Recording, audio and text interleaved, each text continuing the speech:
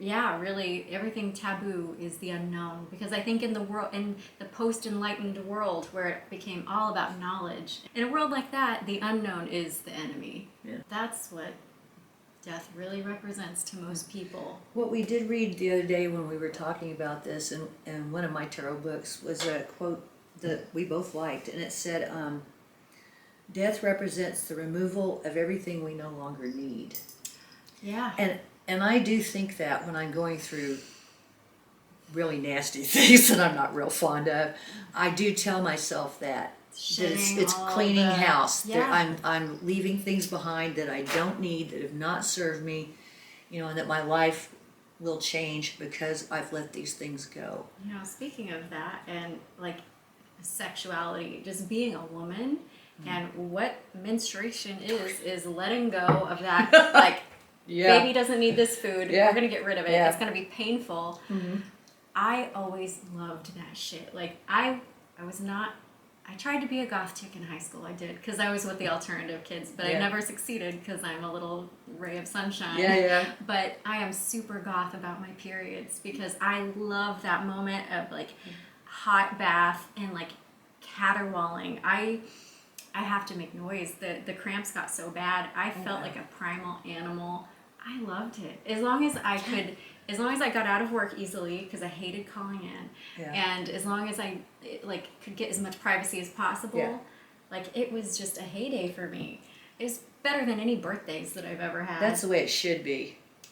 Because you should be celebrating that your body is preparing for life every month. But unfortunately, in this culture, it doesn't pan out that way at all. Again, going back to only focusing on the light, and anything messy. Anything that's not smiley, happy, good is not good. Like, I see all the negative as also good, not just because it makes the good things better, but I have actually enjoyed them.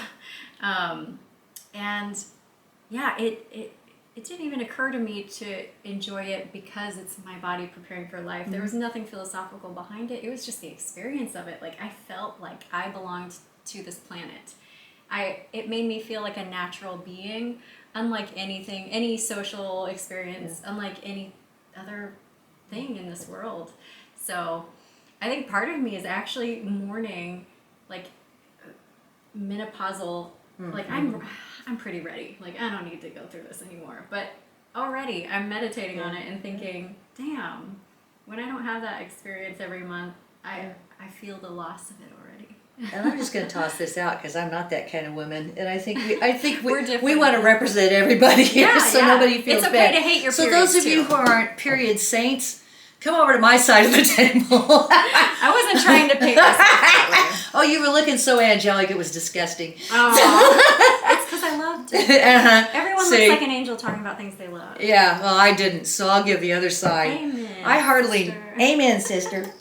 I hardly knew I was having periods. I didn't like them. I was very fortunate. Never had cramps. I never had. Awesome. I hardly even knew I was having anything until I had a baby in perimenopause, and then it turned to this whole other horrible hellscape. Yes, hellscape is a good way to put it. All of a sudden, somebody who never knew she was having periods, and they were steady as they were clockwork. It was so great. Okay, so now that person on the other side of a baby at 38, massive headaches, nothing. I had to have special clothes for those days because I bled so much that tampons and everything, I piled stuff up, and in an hour would have bled through everything. It was like I was bleeding to death every month. It was horrible. Oh, we're doing this on YouTube. I don't know if they're gonna like this. Fine. Okay, every grown human being should know about this. To hear a woman talk about her period. Yeah. If not, you're part of the mass arrested development. And you need to resume growth. I want to go back to red tint days. Like, I think that would be good. Seriously, if we can just scream and paint the walls in blood and be insane, I think it would be amazing. Yes. I mean, I never got. My insanity has always been very quiet and private, but probably would have been really cool if I could Well, I told you that I had a friend that had really bad PMS, and she'd call me at work every month, scream. Nothing ever had happened. It was just her PMS. Scream at me and hang up. and because I knew it was so obvious it was her PMS, I didn't even take offense. I go, well, okay. We'll chalk that one up. Yeah, you know, and women have always like taken offense to. I mean, yeah, when men say it as kind of an accusatory or like dismissive thing. Condescending, you mean? Okay. It is very condescending, yes. But there's also something redemptive there about like, yeah, it is just my period, but it's blowing up something that really exists. Yeah. Like, it may be an overreaction because of the hormones. Yeah. But maybe you weren't addressing it at all before because we live in a very passive aggressive, hide everything under the it's harder to hide thing. stuff when the hormones are coming up.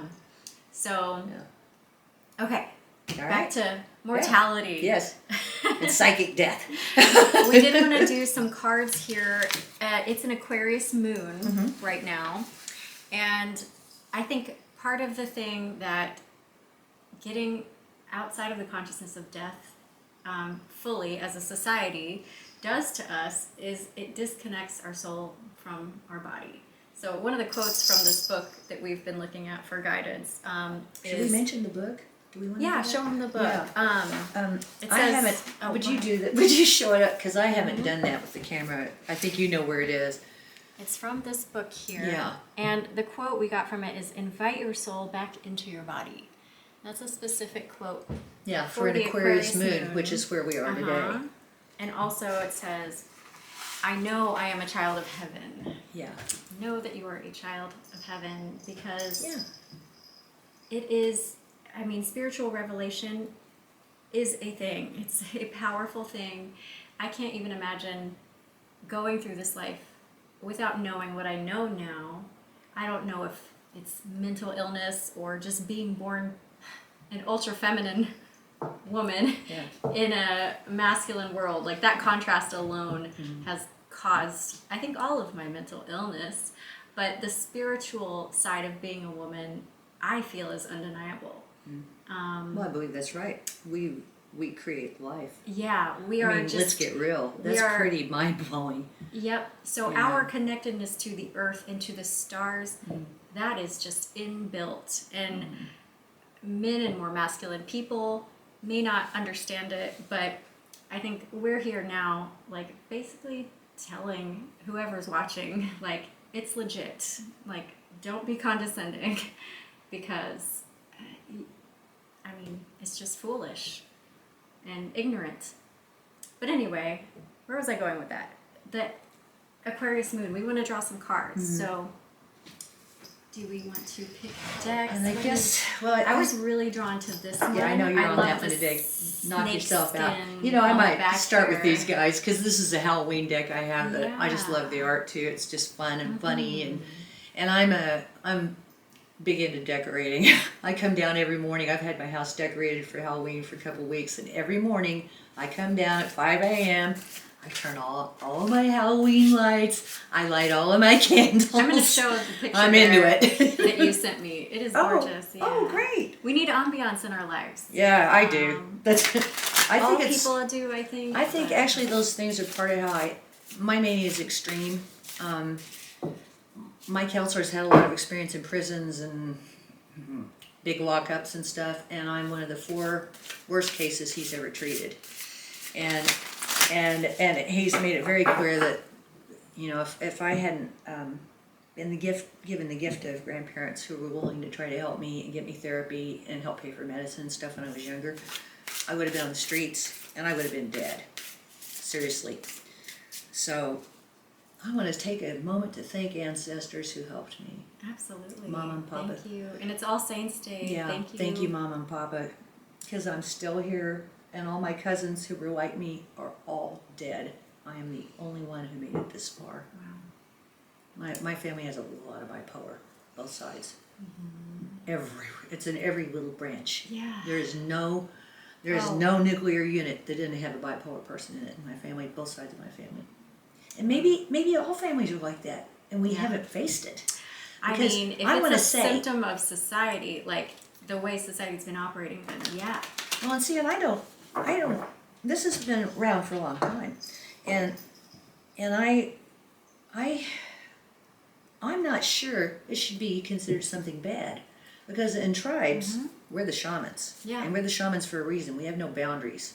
So we see things, we hear things, we sense things other people don't see, hear, and sense. Yeah. Because there are no boundaries, you know? And I guess I'd like to see these other societies in the world, oh, hello, almost set the house on fire, That means come to making a this point. come to this kind of attitude and stop calling this mental illness. Yeah. It is a challenging way to live. It's sort of like being diabetic. They always say that when you go to a counselor's office. I've taken exception to that at times because I've thought that diabetes wasn't this hellish, but I'm not diabetic, so I'm sure somebody could take exception to that comment easily. But it's I really believe this is normal in Yeah. some fashion because these minds are needed. These are the conceptual minds. A lot, if you don't know about mathematicians, obviously I've read about them and argued with them. The best theoretical mathematicians, many of them have gone mad. Yeah. Yeah. Oh, madness is often attributed to genius, They but use- only for men. Only for men, yeah. If Of it's a course. woman, it's because, well, they're crazy. Yeah, yeah. Hormonal. Yeah, but I believe Uh, that's changing now. I I mean, hope. I like to think so anyway. But we want to help other people like us, and actually we believe everybody is like us on any given day or after something's happened in their life. I've never seen so many people even have an inkling of what bipolar is like until COVID. Being cooped up like that, Yeah. it's a lot like being mentally ill Yeah. if you're still functioning in society at all. It's like that. It's been that isolating my entire life. Yeah. COVID was actually a little break for me because everybody else had to act like I already had to act. Yeah. Yeah. Um, Oh, look, my cards match. they do. They match That's the beautiful. I love Um, color coordination. So what we want to ask here. Yes, are I'm ways- sorry. No, that was lovely, and I guess we're just going to reiterate that until we feel like the message is Yeah. getting across. And So what do we want to read for the folks out here who might know someone who's having a hard time, or if you're having a hard passage here, we're Advice. with you. We love you. We both meditate and pray every day for the world, not just for ourselves. So how do we become more Do we connected to? do the peace? Do we want to talk? Maybe ask for. How do we surrender to madness? Maybe when we Okay. experience it, or those deep contemplations of death when we're facing our own mortality. How do we surrender to that? How do we, or guide us through the darkness? I think peace is always a good one. Okay, Because death is scary. It makes you want to run out screaming. it does. We need. We'll pull for peace, and that's all we're going to say. Let's pull for peace. Let's see what comes up. Okay. Here we go. Of course, my cards aren't really those kinds of pictures, but that'll be fun. Yeah, we'll have the contrast. Yeah. I'll pull near the sun cards. Okay. I've got sun and Scorpio Yeah. and just the sun card to protect us. There we go. Oh, of course. Ooh, got the Lord of Sorrow to begin. I got the Emperor. That he's been peeking out Mhm, from that me deck this too. entire Yeah. time. Five of Pentacles. And Page of Swords. And I hope I'm good at this. I haven't tried to show things up there before, Lissy, so I just want to show people the art because I love this deck. I think the artwork is it's kind of graphic and wonderful. Yeah, So- that's the one we can't think of the name of. Yeah. And We're going to we'll get list it. eventually. Yeah, we'll list it. Um, I've got it upstairs. So right away, this is saying peace. In some moments, I think we simply won't have peace in some moments, and there's a peace in that, into accepting that, Yes. and Yeah. knowing that everybody goes through it. This is the Three of Swords, which is normally a heart being pierced by three swords. It's Yep. not a fun card to look at. However, I've really come to love it because it actually is a beautiful card if you're not thinking about what it means. If you want to learn a lot, that's the card you want to see. Yeah. Mm-hmm. So many people read it as just a love thing, like there's a love No. triangle, Yeah. or but it is so much deeper than that. It's actually the mind in conflict with the heart. So you've got this great divorce that is preventing any further movement, and there's rain coming down in the card, and that's meant to be refreshing. That's meant to be like, hey, like the rains are falling on you. Everything is peaceful. You just can't see it because your mind is acting as a barrier. So we've got the Four of Cups here underneath it, which is, I've never seen this card in this deck. There's a rat, which, I don't know. I've grown some affection for rats because I was born in the year of the rat. I like that card. The Four of Cups, like you just like the normal card in the tarot? Well, no, I like her card. I like her take on the Four of Cups. Yeah. You know? It's a card kind of dissatisfaction. So I think this reading is kind of suggesting that your lack of satisfaction and your lack of peace have to do with not surrendering to the processes of life, not allowing the Two of Pentacles, which I've always seen as you're juggling the dualities, the polarities in life. You're able to sit comfortably in between all opposites and find your stillness within, and coordination, because you have to be very coordinated to juggle. Oh, yeah. Let's talk a little bit about yours. This is fascinating to me, because I just pulled the Emperor. It's funny, because all of these look very fiery to me. It feels fiery, this pull does, you know? These are all water cards. Oh, yeah. Bipolar pull. Oh, my gosh. Water, oceans, rain. And I was just talking about rain. Yeah. You've got the Five of Pentacles, which I was... Oh, no, not that's the Five of Cups. Five of Pentacles here. Five of Pentacles is kind of... it's the... What's it called? The Lord of Material... something. It's the card of poverty. Mental poverty. Yeah, you don't...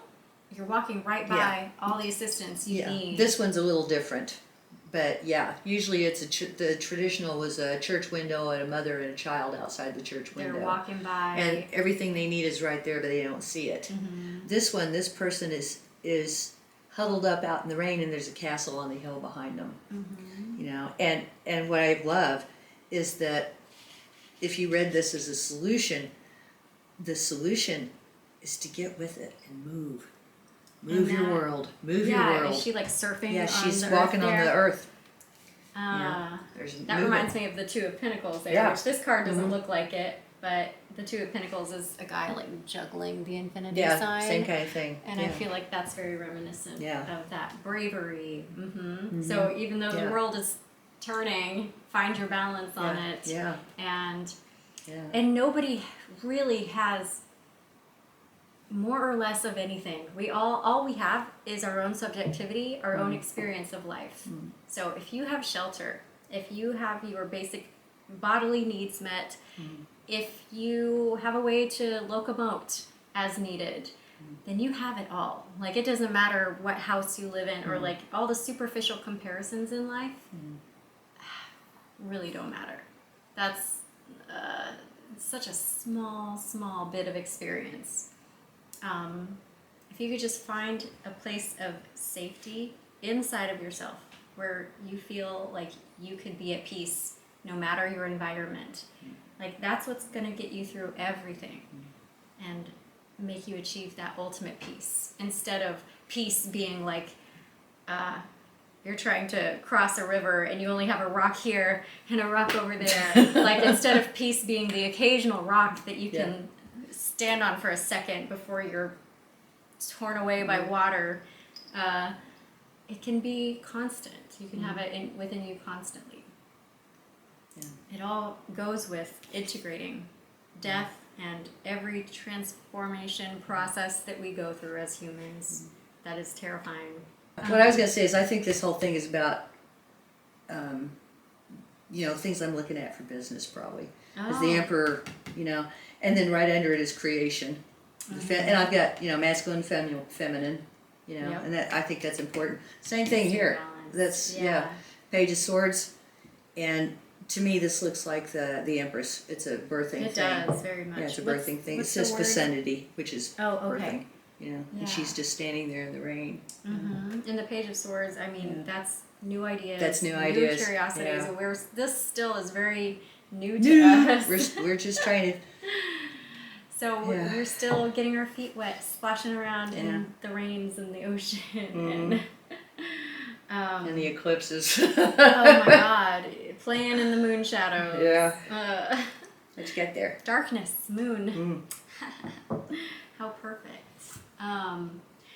We've got the Page of Cups here as well, which is suggestive of like a light heart, a romantic attitude towards the new things that you're facing in life. So you can totally romanticize the darkness. Like, get your goth on and just enjoy, like I did my periods. Yeah. Light some candles like I'm doing right now.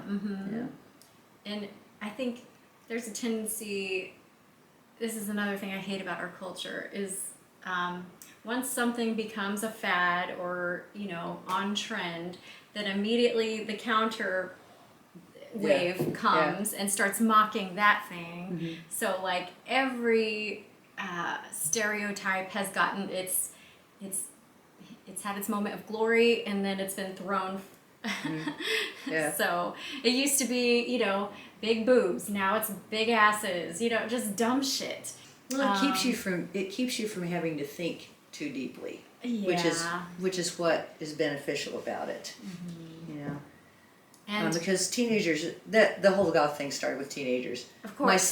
My son was goth too for a little while. One of them, and it's when they're so conflicted, and that's a lot. It's a lot. And so if they can do this thing, then the conflicts on the outside, they're not thinking so much anymore, about it. And it gives a little bit of comfort and a little rest. Yeah. And the reason this is on my mind is because my younger son has the 16-year-old boy who's all, anxious about, impending manhood right now. And I just reminded my son that he was the same way. And I know I was terrified. Yeah. Talk about the death of your childhood going into adulthood. There's a terrifying passage.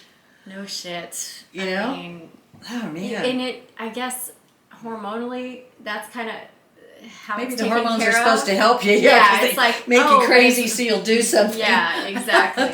Strong desire kind of overwhelms whatever feelings. Yeah, maybe so. But can also probably add to a lot of frustration. I don't even know. I don't want to look back on that time. No, I don't either. I don't know if anybody ever wants to look back on that time. Here, I'm going to try a third row I and love see what the happens. bottom there. Is that the Ten of Cups? Yeah, it is. Awesome. And I saw it, so I guess I'm going to claim it.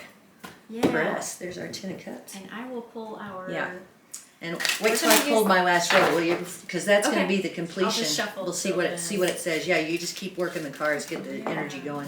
This is a deck that Stella created with her friend Cindy, and I think it's gorgeous. I guess when they designed it, which was how long ago? 10 years ago. 10 years ago, nobody wanted it because the spiritual, New Age types thought it was too Christian themed, and the Christians thought it was too woo woo. Nobody liked it. But I think it's the perfect time for it now, and I really enjoy it. And I do want to say this: the reason we're using it as the last one is because it's a meditation deck. It's not a tarot deck. It's not an oracle deck. It is definitely a meditation deck. It was created during a very rough time in my life. I was sleeping 10 hours a month for 18 months, and that's when I wrote all this stuff for these cards. And what I did is I know the Bible very well. I have a lot of interest, deep interest, and so I was the one that was looking through the Bible, because what I had said is that I've always used cards to meditate, and then I really wish there was a deck that had some reference to a book I love too, and the heritage of my family. And so we started trying. Over a piece of carrot cake, we decided this. And it went through several permutations. But what I want to say is that when we published this deck, I believe it's called the Wanderer's Guide. And I believe that the people that would be most helped by this deck are people who are feeling very isolated and lonely and frightened, because I was. And even now, when I look at these cards, sometimes I cry. Because you can tell every one of those cards is about comfort in one way or another. And just sorrow. You can kind of feel. You can tell. You can feel it. You can feel the sorrow and the beauty, the redemptive quality. Yeah. Because I believe that. So they're not without hope. None of these cards are without hope. They were all about hope. And also, I want to say, I think it's a great deck for anyone like experiencing a religious apostasy or questioning their faith. I think so too. I think it would help. We can so blend religions. Yes. That's very Three of Swords too. To think that you can't blend different schools of thought. Like, I really don't understand what the big fuss is about when it comes to the New Age. Like. Because I think the syncretism is beautiful. I think that's what's needed. We need to unite. We need to bring all these disciplines together because they've all come up with such amazing systems for organizing the inner worlds. Like, we're never going to get the outer shit together until the inner shit's together. Period. Yeah. So let's look at your cards first. These feathers are throwing me. Oh, it's the Pentacles. It's the Nine of Pentacles. Okay. Why did they put the feathers around it? Or she, excuse me, it was an artist. Kim Krantz did this deck. I'm not sure. I mean, lightheartedness. Nine of Pentacles is really like, it's a female figure who has, I always describe it to myself as she mastered her garden. So everything is in a state of flow. She has enough to tuck some aside and be very giving with the rest. Maybe that's the feathers. It seems very. She can take flight. Yeah. She's able to. Yeah, it's just interesting to me. Yeah. And it's throwing me off too because it's another deck I have, the feathers are the swords. So. That's something to ponder. And everyone also has an individual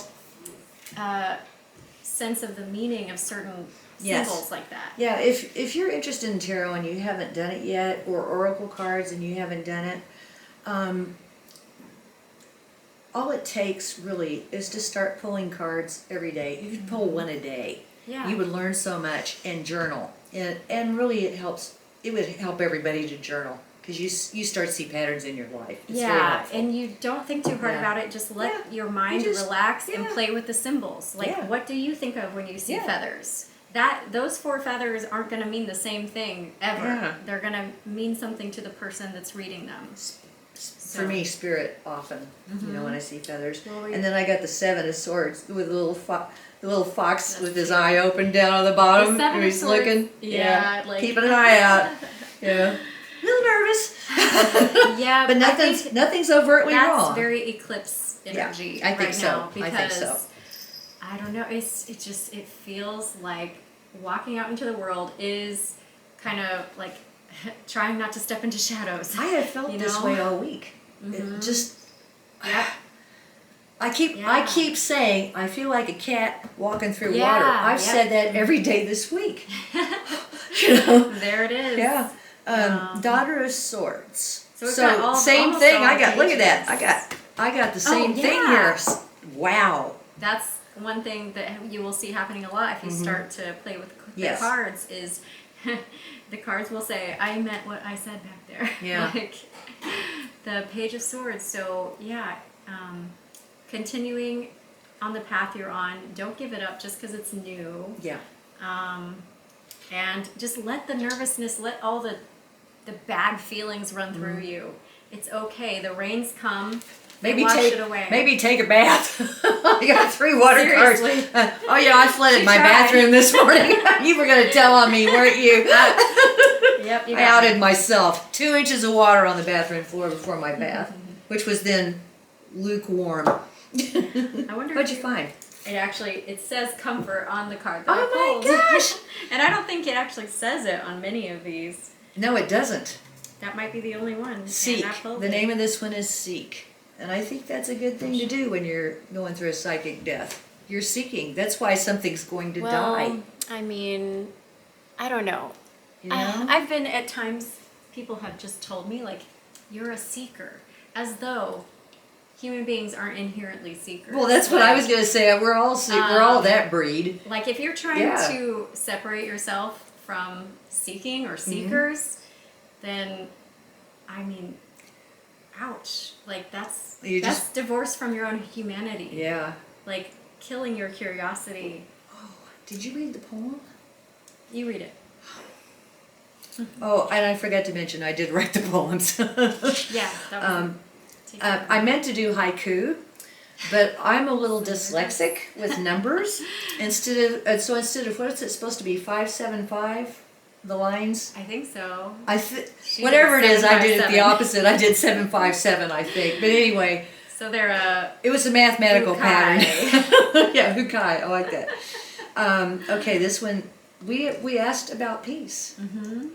My heart searches the presence, the comfort of all, as the presence waits for me. Mm-hmm. Yeah. I like that. That's waiting for you with the source, with open arms. Like yes, that's something to bear in mind when meditating on death for loved ones or for yourself. Literally, all the love you have ever wanted in your life is available at any moment. That is what I'm talking about, like transcendent spiritual experience. It is that, and it is real. You can access it through whatever form of meditation you like in any moment, but again, you don't have to worry about death because death is return to that. There may be several layers of terrifying experience that come with death and dying or illness, and know throughout all of those shades of experience, which that's all they are, you are going to come through to love. When I went through my spiritual emergency, I mean, it was beyond terrifying. I was trapped in my own body. I've experienced I call it a literal death because when you're hallucinating, it's more real than real life.